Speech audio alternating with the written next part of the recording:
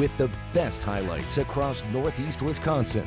This is Friday Night Blitz with Brandon Kennard.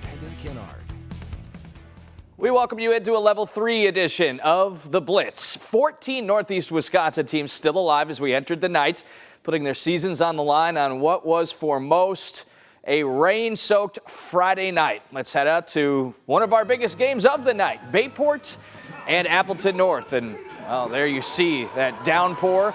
Didn't bother the Pirates a whole lot, though.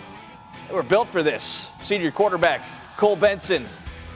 Yeah, they're throwing it. They don't care about the rain. Colin Gale, a touchdown there, puts them up 7-0. Appleton North trying to answer near the end of the first, but well, now you see that slippery football coming in right through Luke Kreitzer's hands. Pirates recover.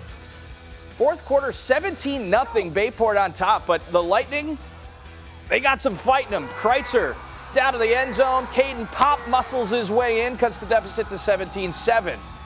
Had to settle for a field goal on their next drive, but they got points, cutting it to a one-score game. 17-10 the score. Bayport looking to put it on ice. Benson, though, picked off. Brock Salm gets him. That gives the North a chance here to tie it up late. Kreitzer over the middle. Oh, right off his man's hands. Incomplete. And that's the ball game. Here's John Miller. Bayport Pirates came into Friday night's game against Appleton North averaging 40 points per game. So you would have thought it was their offense that got the job done. Wrong. It was their defense that stepped up when they needed them most. And also, they won the turnover battle. Our defense played really well. We knew coming into the game, Appleton North, probably the best defense in the state. I don't know. I mean, they're just really tough to move up front. And, so credit to our guys. We put together some drives in the first half, big plan defense to start the second half, and then just found a way at the end to get it done. So the wind and the weather played a part in the ball game.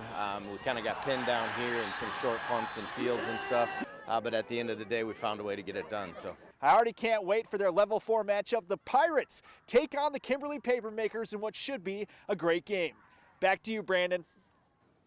Speaking of Kimberly at Waunakee, and here's a stat for you. Every year since 2007, at least one of these teams has been in a state championship game. Two incredible powerhouses facing off. Opening drive on a 3rd and 20. Warriors looking to the end zone, but Jack Stotts says no way.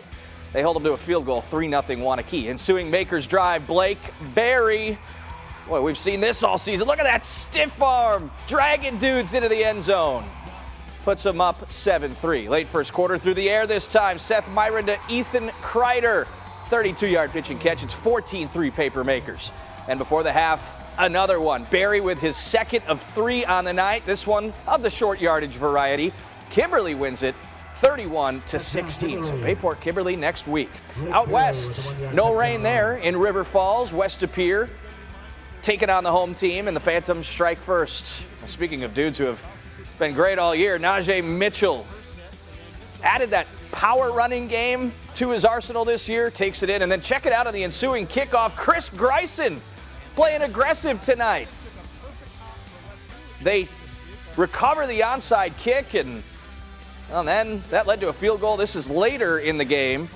Duke Shovald on the rollout has his man in for the score. All Phantoms in this one. They win it big, and they are heading on to Level 4. They'll take on the winner of this one. Kaukauna and Homestead, delayed nearly an hour by lightning and weather down in the Milwaukee area, and the weather definitely played a role. Noah Hoffman, nothing doing there.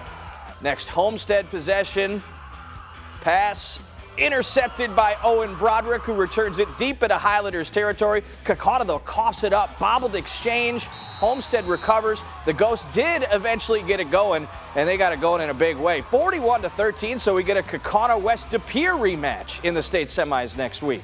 To Division 4, I should say, a Level 3 rematch between Freedom and Little Chute. Mustangs won the regular season meeting. Early in the game, look at the grab there. Charlie Vandenberg to Hunter Thiel. Goes up and gets it deep into Irish territory. Freedom, though, holds them off. No score on that drive. We wouldn't get a score until the third quarter. That's when Vandenberg keeps it himself and takes it all the way for a 41-yard score.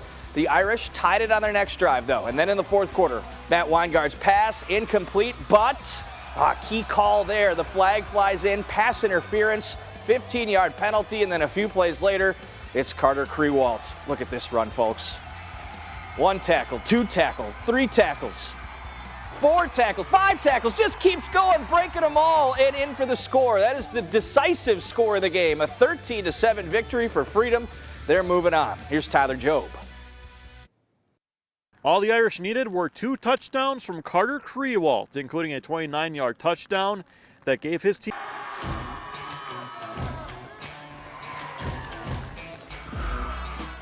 All right, sorry about that technical difficulty there. We'll circle back to Tyler's story from Little Chute later on. Time for a quick break. We'll have some more football highlights coming up. Plus, we take you to the Resch Center for the state volleyball tournament. That's all on the way on the Blitz. With the best highlights across Northeast We are back Wisconsin. on the Blitz with Friday. another playoff rematch. Southern Door and Kewanee. The Eagles won the low-scoring regular season meeting 19-14. That was just a few weeks ago. Now they meet again in Level 3 on a rainy night up in Brussels. The Storm and the Road Whites, the Eagles in those powder blues. And fittingly, I guess, on a night like this, the Storm strikes first. That's on a 4th and goal. Mitchell Thompson keeps and scores Kewanee up 7-0. Late first quarter, Thompson through the air, but he's picked off. Jack Peterson gets him. Peterson, a great two-way player for Southern Door, brings that back inside the 5, and then 2 plays later, Zach Lynch gives them a 12-7 lead. That was the halftime score, but Kewanee got a late touchdown to win it, 15-12. So the Storm are moving on to Level 4. In Division 6, perennial powerhouse St. Mary's Springs on the road at defending state runner-up Coleman. Second quarter, Springs with a 7-6 lead, and adding on JT Koenigs. Look at that man run, stumbling. They're catching up to him, but he just crosses the plane. Ledgers take a 14-6 lead. Coleman with the answer. Peter Kuchta, his second score of the night, lowers the shoulder and gets in, makes it 14-12. Cougars with another one, and through the air this time. Trent Mongan to Will Bieber. He will find the pylon down there. 2-point conversion makes it 20-14. Final minute of the game, same score. It's Koenigs again with his 3rd touchdown of the night. The Ledgers get the game winner, 21-20. They are moving on. Some other scores in Division 3. Notre Dame falls on the road at West Salem. The Tritons finished the year 8-4. Great little playoff run for them. And in Division 4, Two Rivers stays unbeaten. A convincing win over Racine St. Cats. And a D7, Shiacton moving on after beating Cambria Friesland. To the state volleyball tournament at the Resch. Appleton North taking on Divine Savior Holy Angels. This is the Division 1 semifinal. First set, check out the move here from Emma Demetrician at the net. Finds the soft spot, puts North up 15-14, but DSHA with a run, and it started on defense. Jordan Chakowski with the block. Angels win the first set, 25-23. Into the second now, look at this.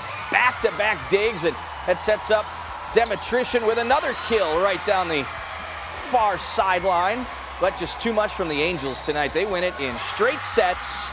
The Lightning finished the season with a 33-5 record. Congrats to them on a great year.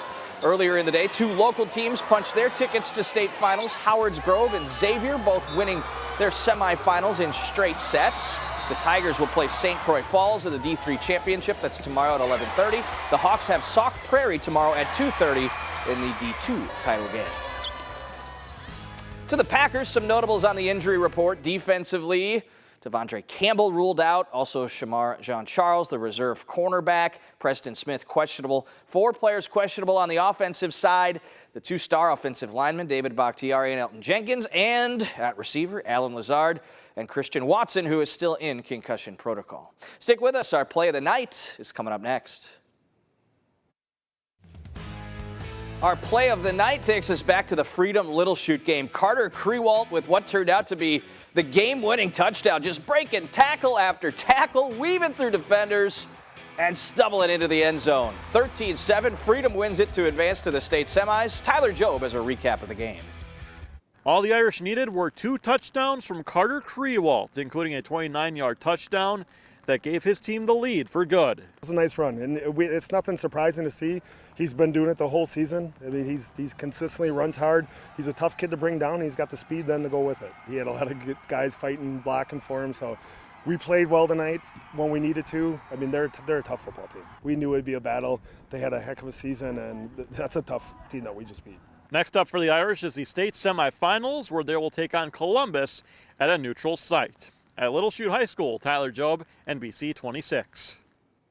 All right, thanks to Tyler and our entire Friday Night Blitz crew for their work on a rain-soaked Friday night. Not easy to be out there in those elements with when you got to protect that camera as well, make sure it doesn't get wet. So great job to everyone providing all those highlights tonight. What a fun week. I think we had 6 or 7 teams advance to level 4. So a lot on the way next week as well. Sports Showdown will be back. We'll be headed somewhere for a game next Friday night. We'll be sure to let you know as soon as we know which one it is, and we'll have you covered next week again on the season finale of Friday Night Blitz.